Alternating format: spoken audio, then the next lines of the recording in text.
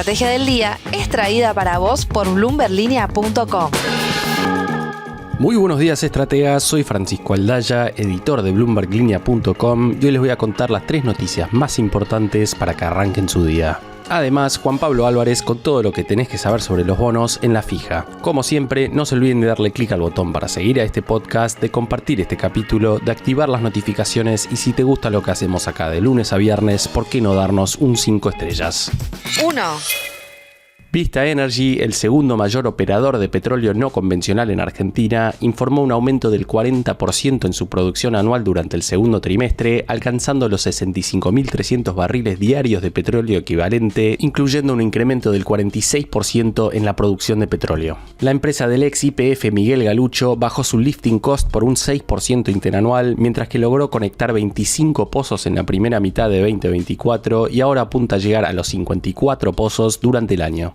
Por otro lado, la inversión en el segundo trimestre fue de $346 millones, su EBITDA ajustado creció 90% año contra año hasta los $288 millones, mientras que sus utilidades netas treparon 87,5% interanual hasta los $140 millones. ¿Y cómo reaccionaron sus acciones en la bolsa de Nueva York? Aunque los resultados superaron las expectativas de los analistas, no podemos hablar de euforia teniendo en cuenta que el papel subió menos de 2% este viernes. Claudio Maulart, analista de Galileo, dijo que los resultados fueron positivos pero no sorprendentes, aunque destacó que el grueso de los analistas son incluso más optimistas que la propia empresa en relación a su objetivo de lograr un EBITDA anual de $1.150 millones. A pesar del récord que registró en CAPEX, Vista generó flujo de caja positivo, lo que destaca la calidad de sus activos según el analista. A pesar de estos desafíos, Maulart sigue siendo optimista sobre el futuro de la acción de Vista y ve posibilidades de que duplique su valor bursátil en menos de 3 años. Mientras tanto, en su llamada con inversores y analistas, Galucho dijo que sigue pendiente de cómo y cuándo se va a reglamentar el RIGI, algo clave para destapar aún más inversiones. 2. Después de una semana en la que se conoció que la inflación de junio repuntó al 4,6% desde el 4,2% de mayo y que el dólar blue tocó un nuevo récord nominal, Milei y Caputo anunciaron este sábado un nuevo punto de inflexión en la política monetaria. Desde este lunes, el Banco Central va a vender dólares en el contado con liqui para esterilizar la compra de divisas en el MULC. Veamos, como siempre, el central le va a comprar los dólares a los exportadores a un tipo de cambio menor al del mercado, es decir, a 895 pesos. Lo que va a hacer ahora es vender dólares al contado con liqui a 1.420 pesos para reabsorber los pesos que tiene que emitir para comprar en el MULC. ¿Y qué implica esto? Bueno, que no va a haber más expansión monetaria para acumular reservas y que solo resta cerrar la canilla de la emisión potencial a raíz de los puts que todavía tienen los bancos.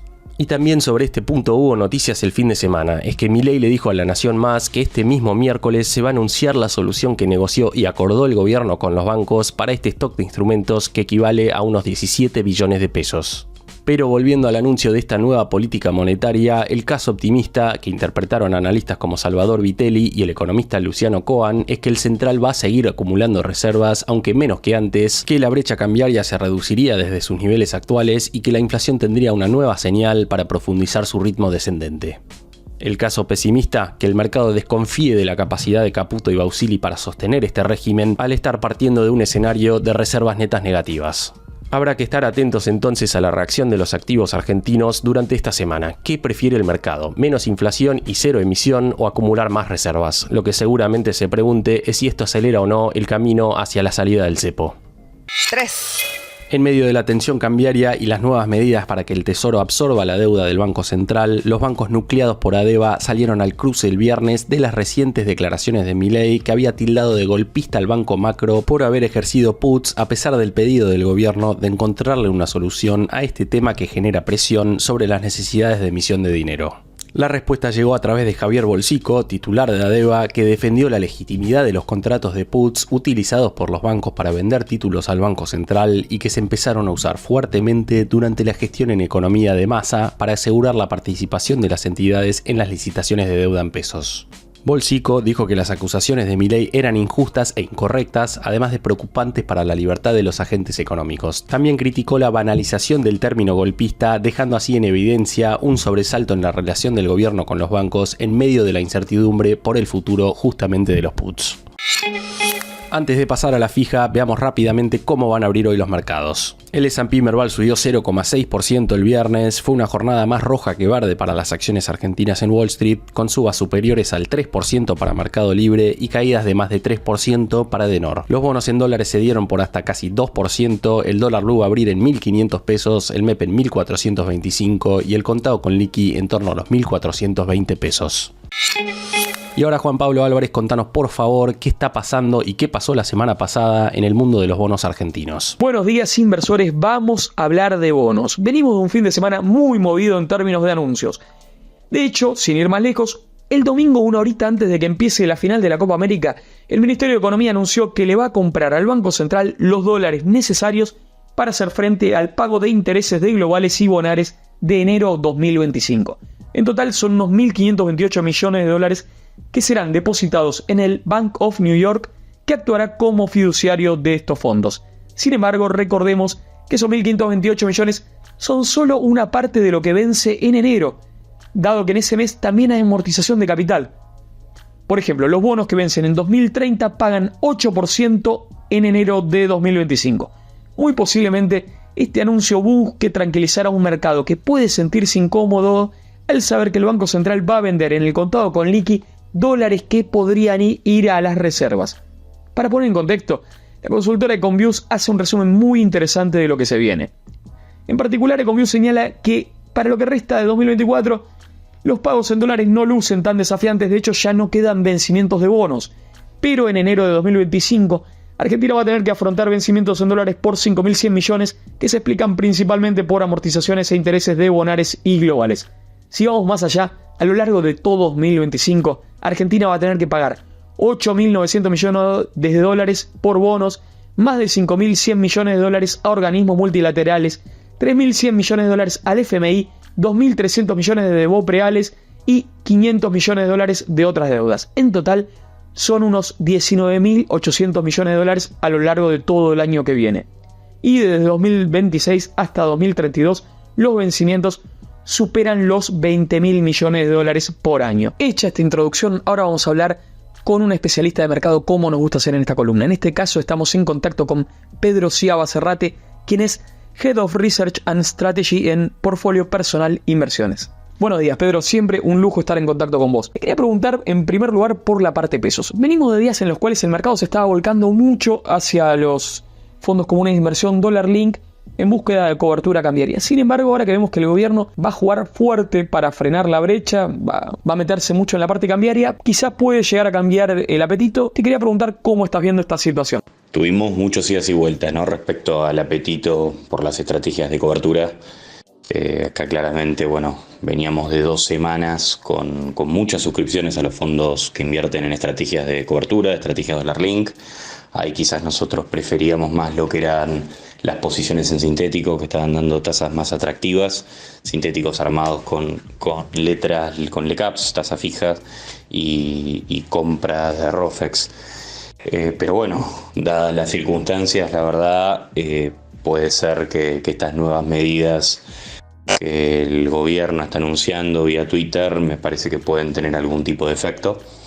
Acá lo importante es ver cuánto compre el Banco Central, y es relevante porque lo que compre en el mercado único libre de cambios después saldrá a esterilizar la misma cantidad de pesos en los dólares financieros. O sea, prácticamente de la compra solo va a acumular la brecha que le quedará dolarizada y el resto será más oferta en el mercado del contado con liqui / MEP. Y en ese sentido, eso, por lo menos si le funciona, si así los exportadores siguen vendiendo, por supuesto puede ayudar a bajar un poco la brecha de corto plazo. Yo creo que de esta manera un poco el gobierno se confiesa de que obviamente era un dolor de cabeza la brecha, que a este nivel de brecha era difícil pretender una normalización cambiaria sin tener un impacto en los precios, más allá de que me parece que el dato del viernes del IPC, o sea que la núcleo no se haya movido respecto a mayo, incluso con el primer salto de los tipos de cambio financieros entre mayo y junio, es importante. Sí hay datos un poco más pesimistas respecto a la alta frecuencia reciente, ¿no? Ante el último salto cambiario.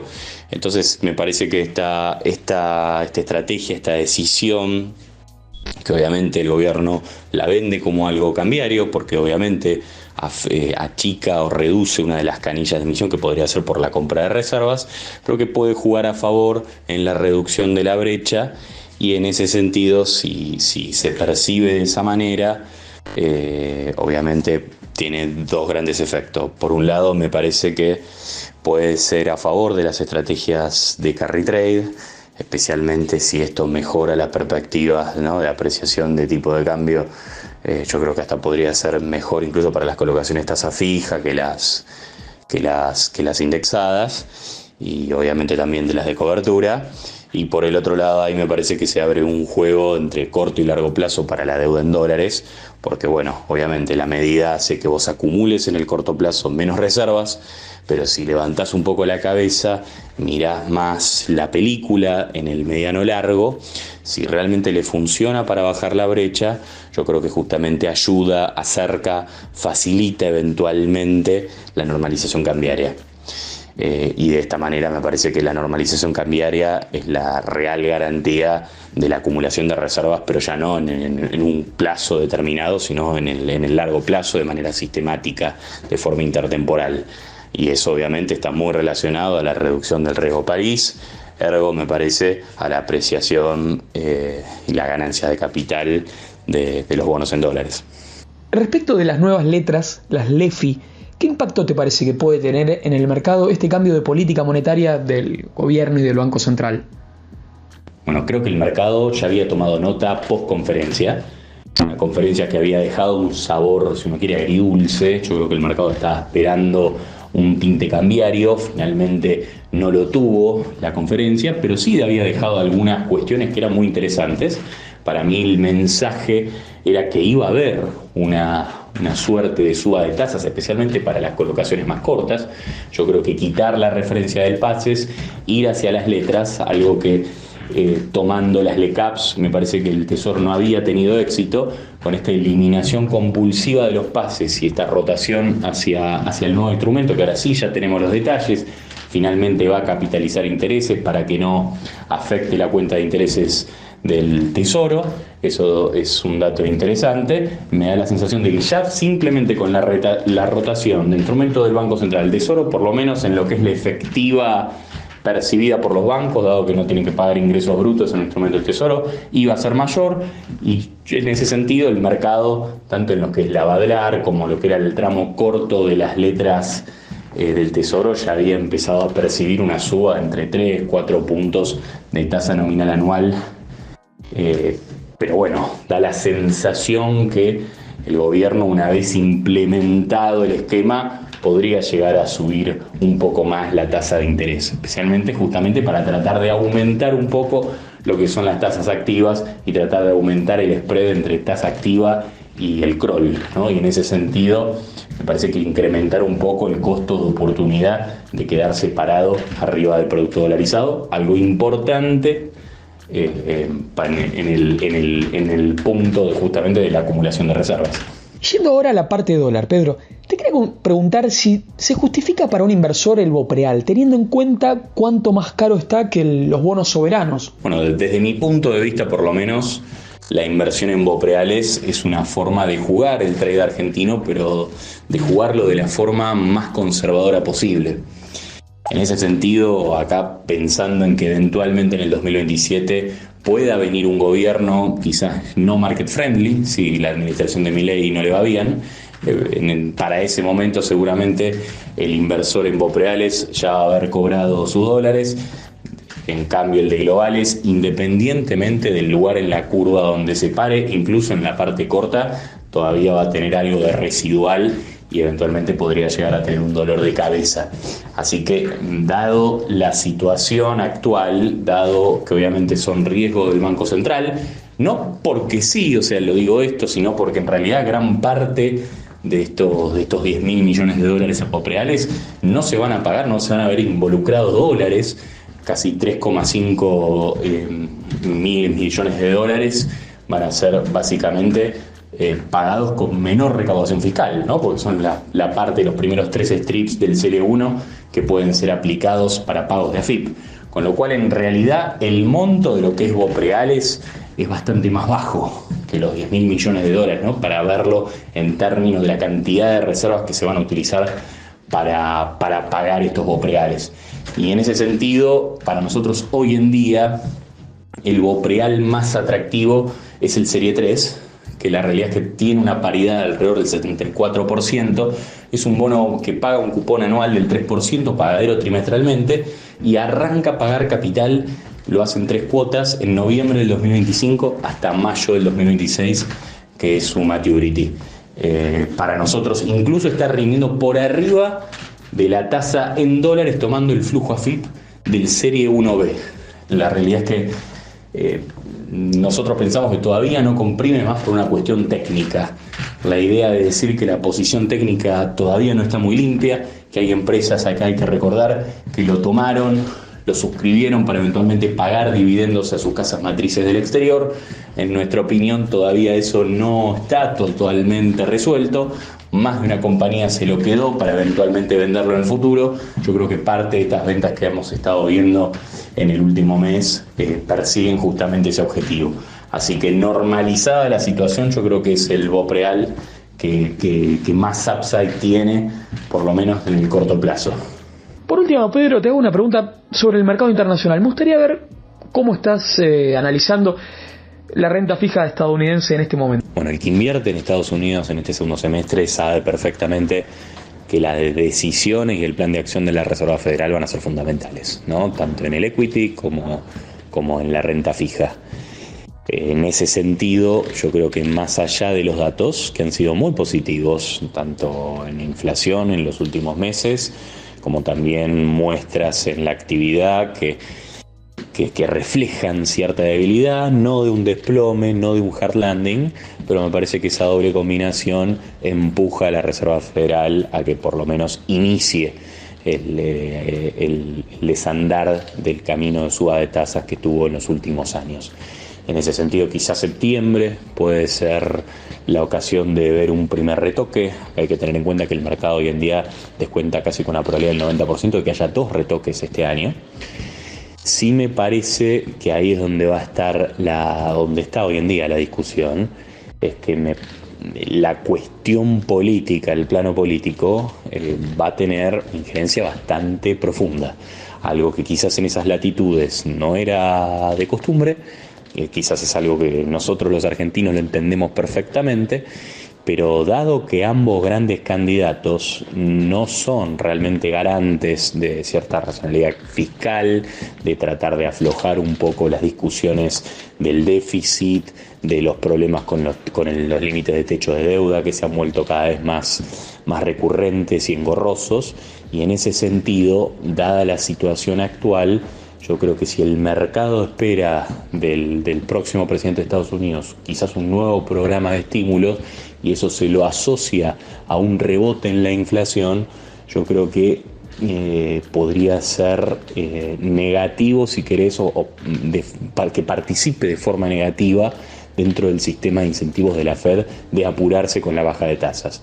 Acá hay que tener en cuenta que si el plano político es un riesgo para la tendencia inflacionaria eventualmente a fines del 2024 o principios del 2025, yo creo que la Fed ahí tiene, me parece, algún que otro argumento para tratar de postergar la medida o por lo menos seguir viendo buenos números desde el lado de la inflación para finalmente iniciar las bajas de tasas. Veo un mercado que está bastante ansioso, ya hace varios meses que venimos con la promesa del pivot. Obviamente el primer trimestre fue bastante negativo para ello, el segundo todo lo contrario, mucho mejor. Hay que ver la nueva temporada de balances, que me parece que dada la situación actual pueden tener algún cierto impacto, pero me parece que, bueno, Jay Powell lo ha dicho muchas veces, me parece que la última palabra, más que la política y la Reserva Federal o lo que quieran los mercados, la va a tener la data. Así que ya veremos cómo termina este año. Muchísimas gracias, Pedro, por brindarnos tu tiempo. Siempre es un lujo contar con tu mirada en esta columna. Estimados oyentes, me despido hasta la semana que viene. Esperemos tener una buena semana para los bonos argentinos y la renta fija en general. La frase del día. Antes de irnos, escuchemos lo que le dijo la AFA al diario La Nación el viernes después del apoyo de Milei en X a la implementación de sociedades anónimas deportivas en la Argentina. Lo importante es que existe una medida cautelar de la justicia federal y notificada al Estado Nacional en donde no pueden obligar a la AFA a admitir la SAD en su estatuto. Así que habrá SAD para el deporte argentino, aunque para el fútbol oficial de AFA no será. ¿Se dará o no se dará? Esto fue un nuevo capítulo de la Estrategia del Día Argentina. Yo soy Francisco Aldaya, editor de Bloomberg Línea, y me puedes seguir en Twitter en @franaldaya. No se olviden de darle clic al botón para seguir a este podcast y a la campanita para que se enteren al instante cada vez que sale un capítulo de lunes a viernes. Espero que tengas una gran jornada productiva. Esto fue La Estrategia del Día Argentina, escrito y narrado por Francisco Aldaya. Producido por Arturo Luna y Daniela Hernández. Que tengas un día muy productivo.